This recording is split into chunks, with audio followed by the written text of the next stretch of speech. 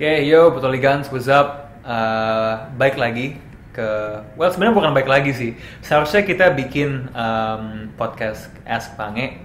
Cuma karena lagi-lagi admin Sokmed kita melakukan sebuah kesalahan, yaitu dia lupa untuk menanyakan kuisnya. Terpaksa kita melakukan improvisasi kecil. Dan sebagai gantinya, untuk minggu ini kita bikin sesi up close personal dengan penulis bola kita, Pangeran Siaan, di mana dia akan berbagi ilmu dan sharing tentang proses dia menulis tentang sepak bola. So seperti biasa ada Pangeran Siaan. Okay, and so minggu ini agak improvisasi, and kayaknya satu hal yang sering ditanya kan, and probably you know this too, Pang, fans lo lumayan banyak. Okay, not the type of fans yang mungkin nganggap lo ganteng atau jago nyanyi atau jago ngapa-ngapain, but people adore the way you write. People like your articles, and kebetulan you write most often about football. So today kita akan ngomong soal itu, and my first question is, how did you get into writing football in the first place? I love writing since I was a kid gitu kan. A kid ya, gue nulis paling lama puisi sih. Puisi. So you cemen lah, nulis puisi cemen lah. So you started with poetry? Yeah, started with poetry gitu kan, gitu nulis. Dan gue nulis politik. Ada artikel gue politik gue dari zaman SMP nih. Wait. So ini mulai SMP? SD, SMP lah gitu. SD? Yeah. Oke. Terus? And then gue makin gede, gue suka bola, gue suka nonton, gue makin terekspos sama media-media sepak bola di luar Indonesia. Oke. Gitu kan, gue berbagai macam website dan majalah dan koran segala macam gitu. Dan gue menyadari bahwa gaya tulisan bola di Indonesia menurut gue sih monoton. For example gimana? Match report, gossip, transfer kayak gitu kan, Okay. kayak gitu. Yang mana menurut gue, kalau gue bacanya di media luar, ngapain gue baca lagi yang ada di Indonesia, karena basically cuma translatean doang kan. Yes. Dari misalnya gitu kayak gitu. So kenapa kita nggak mencoba bikin artikel yang lain, bikin tulisan yang lain? Karena kita kan sebagai penonton juga punya otak buat pikir kan, bahwa apa yang kita lihat di sebuah pertandingan sama yang apa yang lihat sama si jurnalis kan bisa aja beda gitu. Dan lu juga punya pendapat sendiri. Lo pernah nggak sih kayak lo nonton Arsenal main gitu misalnya, menurut lo Arsenal mainnya bagus, lo baca match report orang jurnalis dari mana terus bilangnya jelek gitu, and then lo nggak setuju gitu, dan lo pengen nulis sendiri gitu, kayak gitu. Sebenarnya gue mau mulai dari situ sih. Okay. So when did you first write about football? I think like 5 or 6 years ago, I think.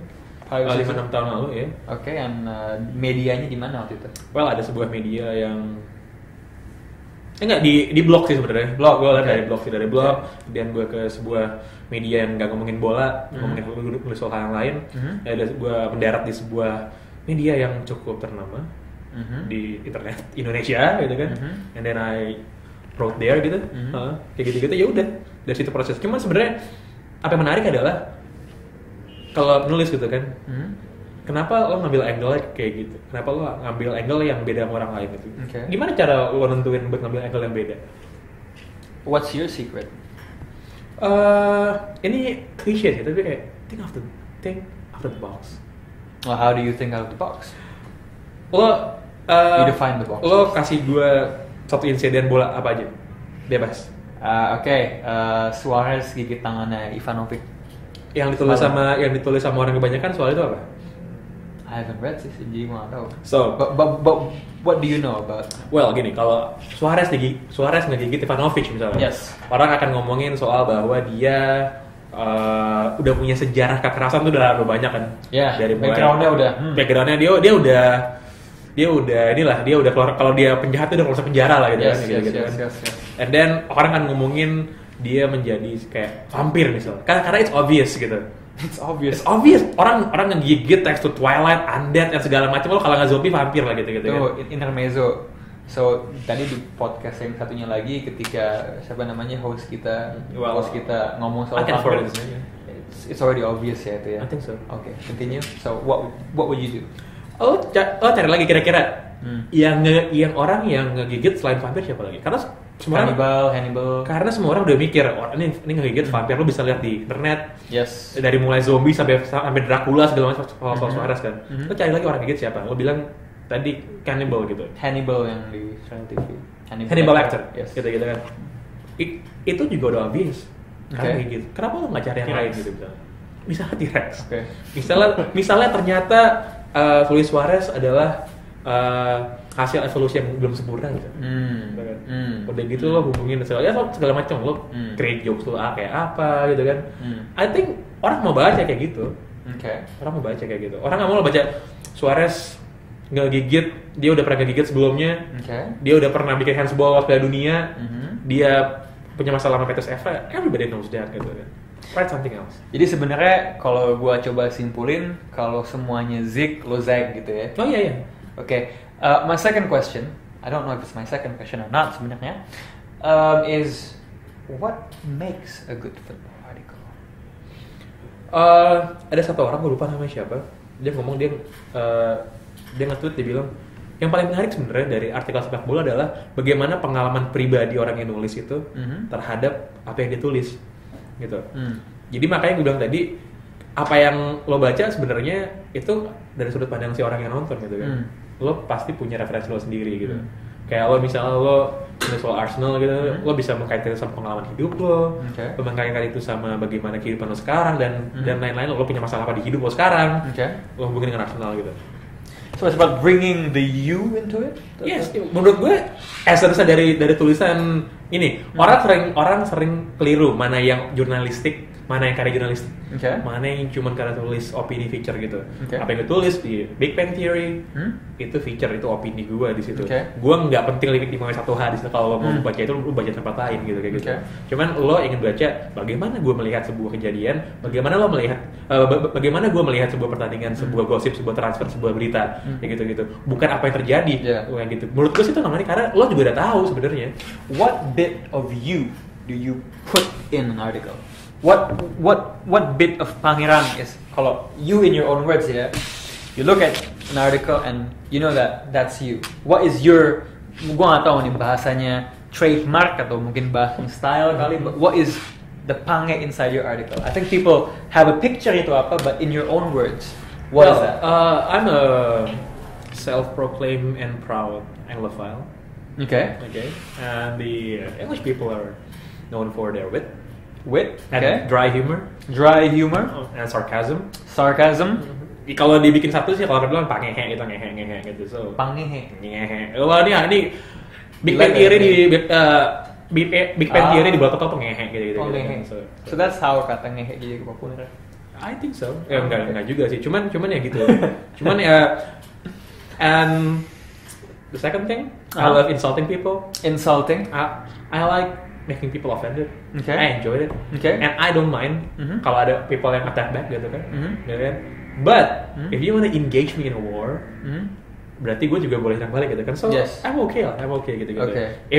If you don't like my writings, you want to make a comeback, a counter attack, bring it on. Be my guest. So jadi kalau ada yang mau jadi copycat-nya Pange, remember this: be an Anglophile, try to be witty, dry humor, and try to be insulting. Niskaya nanti tulisan lo mungkin akan kayak Pange kalau nggak bersih kawenya.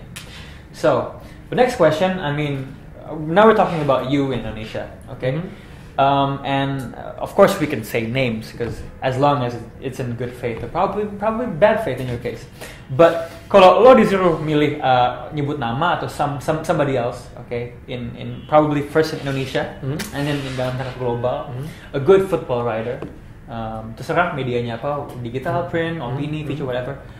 Bisa nggak lo nyebutin like 2 or 3, 2 Indonesia ya sama 2 orang luar yang lo admire banget tulisannya and you learn something from it. Indonesia. Gue terang-terangan sih bilangnya juga temen gue juga gitu. Zen RS is my idol gitu. Who is that buat yang belum tahu? Zen itu apa ya? Dia penulis sih. Dia penulis, dia juga editor sastra dan dia suka bola. Gue belajar nulis dari ngebaca blognya dia gitu. Dan sekarang menurut gue sih gue masih look up sama dia gitu. Kalau dia nulis apa kan gue baca. Dan kita sebenarnya punya 2 gaya ini. Kita punya 2 gaya tulisan yang beda sebenarnya. Oh ya, kalau gua ngehe tanda kutip dia lebih sastrawi lah. Sastrawi gitu. Lo kalau baca tulisan-tulisannya dia itu kayak baca ini bisa masuk Pulitzer Prize nih benar kayak gitu. That's really high. Yes, cuman apa yang gue pelajari adalah bagaimana cara milih angle sih. Angle-angle dia menurut gue unik-unik gitu, menarik. For example, if you would have to recall satu gitu. Apa ya, gue nggak bisa ini sih. Cuman kayak gini, kayak misalnya dia nulis soal kemarin pas soal Natal gitu misalnya, kita ngomongin soal bagaimana pertandingan bulan Desember sana, and then he came up with something like pertandingan Natal bola antara tentara Jerman sama tentara Inggris di perang dunia gitu kan. Nobody came up with that shit, gitu kan, and then dia datang dengan kayak gitu. Kayak gitu kita pilih angle karena kalau lo nulis kan, lo pengen tulisan lo dibaca sama orang. Orang mau baca tulisan yang belum pernah dibaca sebelumnya. Gitu. Jadi lo bisa lihat kan di mana titik poin. So at the very basis satu benang merah that defines what a good, maybe not only football but all sorts of writers, is choosing an interesting angle ya. Karena kenapa? Karena sebenarnya kalau lo punya fakta, lo punya facts yang menarik, itu sudah menarik dengan sendirinya gitu. Tapi kan kayak gue bilang, semua pertandingan bola apapun ditonton bukan sama satu orang doang, sama jutaan banyak orang gitu. Jadi apa yang udah obvious orang udah tahu. Jadi kalau gue bisa kasih saran, kasih tips, jangan nulis yang obvious, man. Lu nulis something yang orang nggak tahu gitu, kayak gitu. Well tadi ada soal Zen, who else kalau dari Indonesia? It's just Zen and Pange to. Gue nggak bisa bikin nama lain. Hedi sih kalau buat analisa taktik, menurut gue dia masih yang ini. Who's Hedi buat yang belum tahu? Hedi juga salah satu orang di Twitter, lo bisa follow @Hedi, kata dia @ZenRS, juga salah satu penulis bola yang gue look up juga.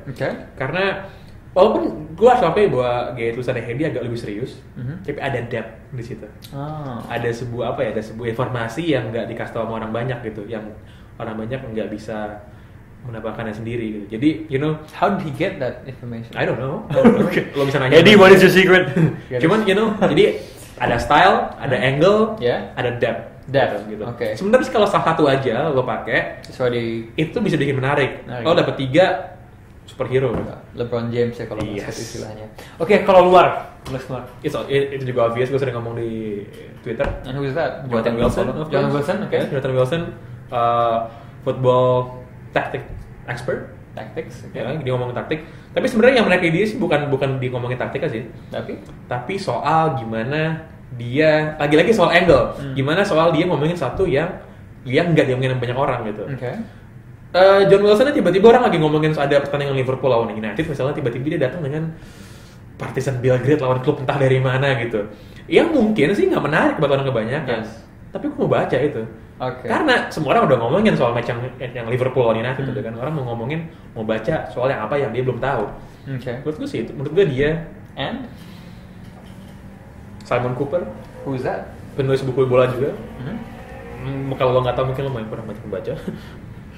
Simon Cooper, and then satu lagi siapa ya? Sid Lowe, I think. Sid Lowe. Why do you like Simon Cooper? Simon Cooper tuh backgroundnya akademisi. Di bidang antropologi kalau nggak salah. That's tight. Ya, so dia nulis soal bola dari sudut pandang antropologi. Kenapa tim ini main gayanya kayak gini? Gimana latar belakang masyarakatnya itu berpengaruh nggak ke klubnya kayak gitu kan? Itu kalau Simon Cooper. Kalau Sid Lowe, dia punya PhD di bidang sejarah itu. Atau politik, I don't know. Dia nulis soal Liga Spanyol di banyak media gitu, dan dia tulisannya lagi-lagi soal angle ya, karena ini ada 3 orang menurut gue yang angle-nya beda-beda.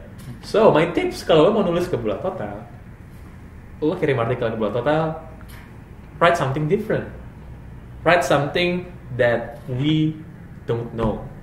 Show us something we haven't seen before. One last question, and this is probably a bit personal.